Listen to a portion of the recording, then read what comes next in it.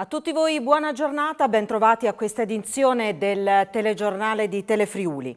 L'Italia si muove per la pace, lo ha detto il Presidente della Repubblica Sergio Mattarella in occasione delle celebrazioni per il 2 giugno, festa della Repubblica.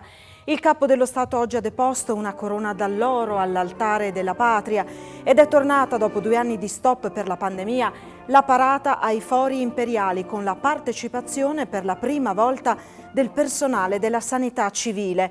Sulla capitale anche il sorvolo delle frecce tricolori che hanno tracciato in cielo appunto il tricolore. Il 2 giugno di 76 anni fa, con la scelta della Repubblica, il popolo italiano si incamminò sulla strada della pace, archiviando le avventure belliciste proprie di un regime autoritario come quello fascista, ha scritto il Presidente Sergio Mattarella in un messaggio inviato al Capo di Stato Maggiore della Difesa, l'ammiraglio Giuseppe Cavo Dragone.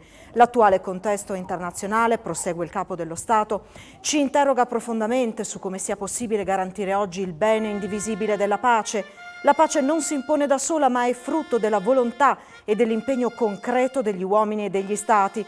Una pace, ha detto il Capo dello Stato, basata sul rispetto delle persone, della loro dignità, dei confini territoriali, dello Stato di diritto, della sovranità democratica. Una pace basata sull'utilizzo della diplomazia come mezzo di risoluzione delle crisi tra nazioni. Una pace basata sul rispetto dei diritti umani. L'Italia e tutta la comunità internazionale hanno un ruolo centrale nel favorire il dialogo. Dobbiamo farlo uniti insieme. Lo ribadiamo oggi, ha aggiunto il Presidente della Repubblica, mentre siamo a fianco della aggredita Ucraina. La Repubblica, conclude il Presidente, è impegnata a costruire condizioni di pace e le sue forze armate, sulla base dei mandati affidati dal Governo e dal Parlamento, concorrono a questo compito. E sono numerose le celebrazioni anche nella nostra regione in occasione del 2 giugno. A Udine si è cominciato questa mattina con l'alzabandiera in Piazza Unità in occasione della festa della Repubblica. La nuova sede della Prefettura di Udine in via Pracchiuso è oggi aperta al pubblico. Aperture straordinarie fino alle 18 anche delle sedi dei civici musei di Udine, dove oggi si potrà entrare gratuitamente. Sul significato del 2 giugno Daniele Paroni ha intervistato il prefetto di Udine, Massimo Marchesiello. Prefetto, 2 giugno si inaugura la sede prefettizia, il significato di questa data?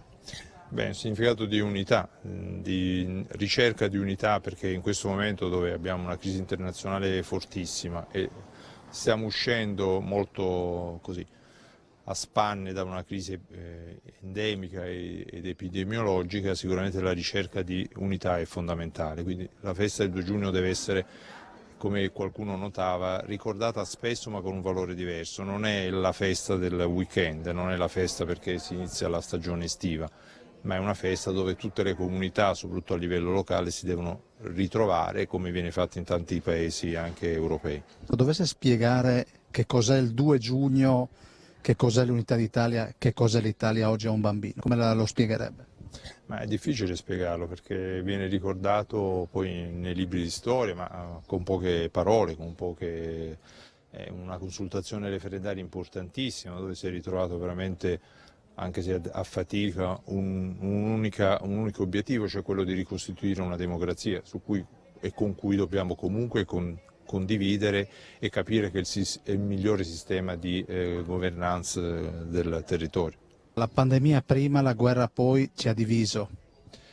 Ha rischiato di dividerci, abbiamo cercato in tante maniere, con accorgimenti vari, di tenere recuperata un'unità. Siamo usciti forse dalla fase dell'epidemia, la crisi internazionale certo non ci aiuta, è stato un continuo rincorrersi di situazioni critiche, però insomma la prefettura c'è anche per questo.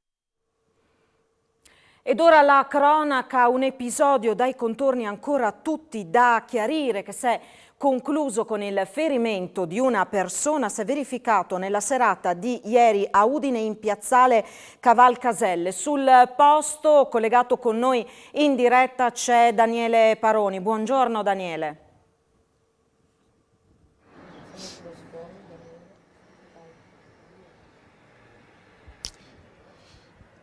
Buongiorno da Piazzale Cavalcaselle, sono con Vincenzo Di Giorgio, il titolare del locale La Bella Udine che è qui alle nostre spalle, dove ieri sera c'è stato questo episodio. Allora, signor Di Giorgio, lei stava lavorando, c'erano due gruppi, possiamo ricostruire quello che è successo, quello che ha potuto vedere? Sì, effettivamente non erano due gruppi, ma era un gruppo intero diviso su più tavoli e io ho portato da bere, dopo mi sono rientrato a fare le mie pulizie, le mie cose e ho sentito cadere un bicchiere e dopo cadere altri bicchieri. Da quello che mi hanno raccontato poi, io logicamente sono uscito al momento a tirare su il bicchiere perché comunque ho visto che c'era una persona che sanguinava, che dopo è stata soccorsa dai suoi amici, erano tutte persone amiche. Da quello che ho potuto capire è che questa persona, che non fa parte del gruppo era seduta con loro, ma non è è un italiano, quindi non c'entrava neanche niente con le faide che possono essere etniche, quindi non, dal niente si è alzato in piedi e ha scagliato un bicchiere contro a questa persona, tra l'altro una persona che un lavoratore tranquillo. Diciamo che tutti questi clienti che vengono qua la sera finiscono di lavorare alle 5, si ritrovano a bersi un bicchiere in armonia e basta. Erano tutti stranieri gli altri? Erano tutti stranieri, sì, anche di varie nazionalità, perché ci sono qua, il quartiere è un quartiere etnico, quindi ci sono varie etnie, croate, slovene, e albanesi e un po' di tutto, quindi e sono tutti quanti quelli che vedo io, sono tutti quanti amici, quindi sono tutti in armonia, bevono un taglio per stare rilassati la sera. Ecco. Allora, grazie signor Di Giorgio, quello che è sicuro è che la persona, si tratterebbe di una persona bosnia che è stata trasferita in ospedale, presenta ferite ad un orecchio, sarebbe ancora ricoverata. Sul posto è arrivata la squadra volante, avrebbe identificato l'aggressore e anche alcune persone che si trovavano qui al bar per ricostruire i fatti. Vedremo come evolverà la situazione. Dica. L'aggressore era un italiano che non c'entrava niente con le loro con quel gruppo. Ecco, quindi è questo quello che è. Grazie per la testimonianza, restituisco la linea allo studio, grazie a Chiara Miscoria per il supporto tecnico. La circolazione del Covid resta elevata ma migliorano tutti gli indicatori. In regione i nuovi casi calano del 29%, al palo la somministrazione della quarta dose pensata per proteggere proprio le fasce più vulnerabili della popolazione. Tutte le curve sono ormai in discesa stabile, sebbene la circolazione del virus rimanga elevata. 19.000 casi al giorno, 680.000 attualmente positivi e un tasso di positività dei tamponi molecolari che sfiora il 12%.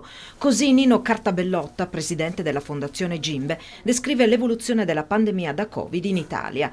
Diminuiscono anche i decessi passati rispetto alla settimana precedente, da 94 a 78 al giorno. Negli ultimi 7 giorni rispetto alla settimana precedente, i nuovi casi sono scesi del 23,7% a livello nazionale e del 29% in Friuli Venezia Giulia, dove i casi attualmente positivi ogni 100.000 abitanti sono 1.634 contro i 1.147 a livello nazionale. Cala del 15% il numero dei tamponi effettuati. Nella nostra regione migliora la situazione in tutte le province, con una riduzione dei casi che va dal 34,7% di Gorizia al 26,7% di Udine. Continua a scendere il numero di posti letto Covid occupati a livello nazionale, meno 13% in terapia intensiva, meno 18% nelle aree mediche.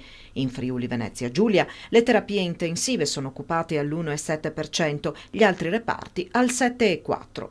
Continua invece a crescere l'incidenza delle reinfezioni che con l'avvento di Omicron a dicembre dell'anno scorso sono passate dall'1 al 3%, tasso più che raddoppiato con le sottovarianti che lo hanno portato al 6,5%. Nella settimana dal 25 al 31 maggio si riduce ulteriormente il numero di nuovi vaccinati. La Fondazione Gimbe sottolinea come precipitano le somministrazioni della quarta dose che interessa le persone più vulnerabili. Nella nostra regione sono 14.000 le dosi inoculate a fronte di una platea stimata da vaccinare di 105.000 persone. Festeggia il compleanno in azienda premiando i propri dipendenti con un bonus in busta paga. Succede a Udine all'Autotrasporti Chiarcosso. Imprenditore friulano compie 70 anni e festeggia premiando i dipendenti con un voucher da 200 euro in busta paga.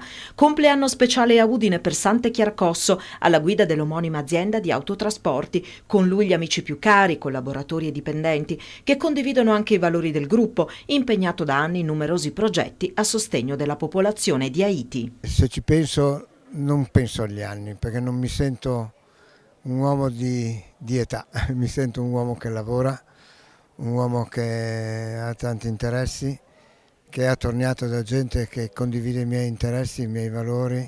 Sono anni complicati, prima il virus, poi adesso la guerra e il fatto che le bollette arrivano nelle case, diminuiscono le disponibilità. Abbiamo pensato di dare un welfare di 200 euro a metà dell'anno, contando di fare altrettanto a fine anno. Un pensiero da comune sportivo, perché è una persona pratica, sportiva, e poi abbiamo condiviso dei momenti con un'organizzazione importantissima, con un obiettivo finale importantissimo e sicuramente strategico per la comunità haitiana, e quindi mi ha fatto sempre piacere collaborare con lui.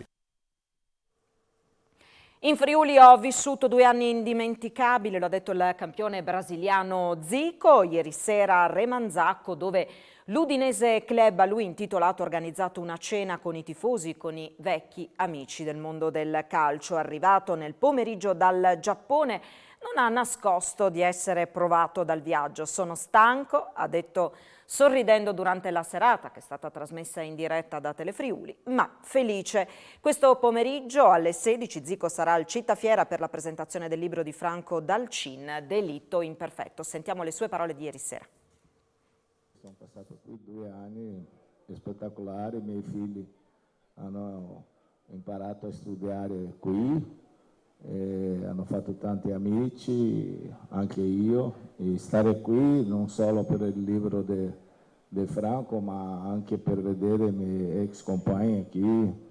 Io penso che si guarda sempre nel cuore il momento che tu hai vissuto nella tua vita. Io ho vissuto 2 anni molto bene qui in Friuli. O che i friulani hanno fatto con me è stata una cosa indimenticabile. Per questo tu rimani sempre nel cuore.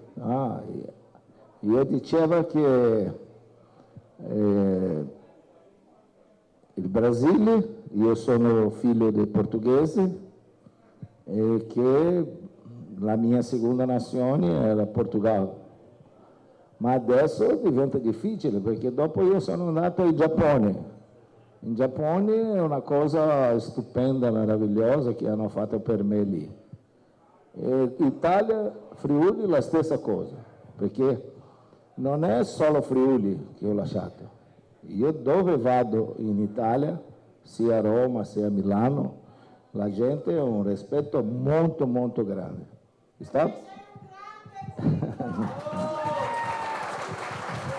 Perché io non vado a venire qui sempre felice, contento di vedere tutto, anche se stanco, ma fa parte della vita. Stanco ma felice.